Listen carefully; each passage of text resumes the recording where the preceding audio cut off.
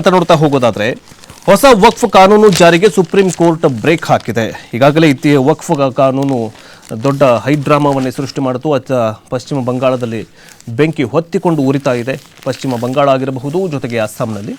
ಅದರ ಬಗ್ಗೆ supreme court ಏನು ಹೇಳಿದೆ ಅಂತ ನೋಡ್ತಾ ಹೋಗೋದಾದ್ರೆ, ಇತ್ತೀಚೆಗೆ ಜಾರಿ ತಂದಂತಹ ವಕ್ಫ್ ತಿದ್ದುಪಡಿ ಕಾಯ್ದೆ 2025ರ ಹಲವು ನಿಬಂಧನೆಗಳಿಗೆ ಸುಪ್ರೀಂ ಕೋರ್ಟ್ ಗುರುವಾರ ಮೇ 5ರವರೆಗೆ ತಡೆ ನೀಡಿದೆ ಮತ್ತು ಅಲ್ಲಿಯವರೆಗೂ ಯಥಾಸ್ಥಿತಿ ಕಾಯ್ದುಕೊಳ್ಳುವಂತೆ ಕೇಂದ್ರ ಸರ್ಕಾರಕ್ಕೆ ನಿರ್ದೇಶನ ನೀಡಿದೆ.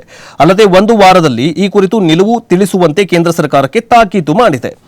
ಮುಂದಿನ ವಿಚಾರಣೆವರೆಗೆ ವಕ್ಫ್ ಮಂಡಳಿಗಳಿಗೆ ಯಾವುದೇ ಹೊಸ ನೇಮಕಾತಿ ಮಾಡಬಾರದು. ಈ ಹಿಂದಿನ ವಕ್ಫ್ ಬೈ ಯೂಸರ್ ಅನುಭೋಗದಲ್ಲಿ ಹಿಂದಿ ನಿಯಮ ಬಳಸಿ ಹಿಂದಿನ ನಿಯಮ ಏನು ಅದು ಮೊದಲಿನಿಂದಲೂ ಏನು ನಿಯಮಗಳನ್ನು ಮಾಡ್ಕೊಂಡು ಬಂದಿದ್ರಲ್ಲ, ನಾವು ಹೇಳೋವರೆಗೂ ಅದನ್ನು ಹಾಗೆ ಕಂಟಿನ್ಯೂ ಮಾಡ್ಕೊಂಡು ಹೋಗಿ ಅಂತ ಹೇಳಿದ್ದಾರೆ.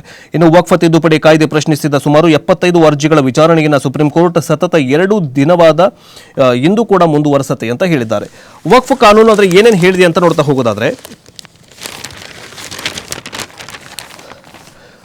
ಹೊಸ ವಕ್ಫ್ ಕಾಯ್ದೆ ಪ್ರಶ್ನಿಸಿ ಸುಪ್ರೀಂ ಕೋರ್ಟ್ಗೆ ಸಲ್ಲಿಸಲಾಗಿರುವಂತಹ 75 ಅರ್ಜಿಗಳ ಕುರಿತು ವಿಚಾರಣೆಯನ್ನ ಮಾಡಿತು.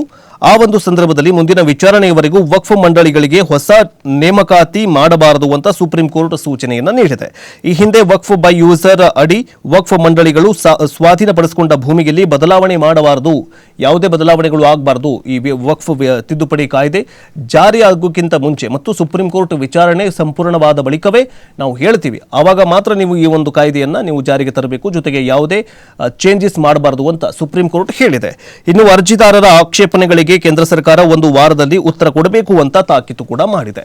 ಈಗ ನೀವೇನು ಪ್ರತಿಭಟನೆಯನ್ನು ಮಾಡ್ತಾ ಇದ್ದಾರಲ್ಲ, ಅದರ ಬಗ್ಗೆ ವಕ್ಫ್ ಮಂಡಳಿಗಳು ಅಂದರೆ 75 ಈ ಒಂದು ಅರ್ಜಿಗಳಲ್ಲಿ ಕಾಂಗ್ರೆಸ್ ಕೂಡ ಅರ್ಜಿಯನ್ನು ಸಲ್ಲಿಸಿದೆ. ನಿಮ್ಮ ಆಕ್ಷೇಪ ಏನಪ್ಪಾ?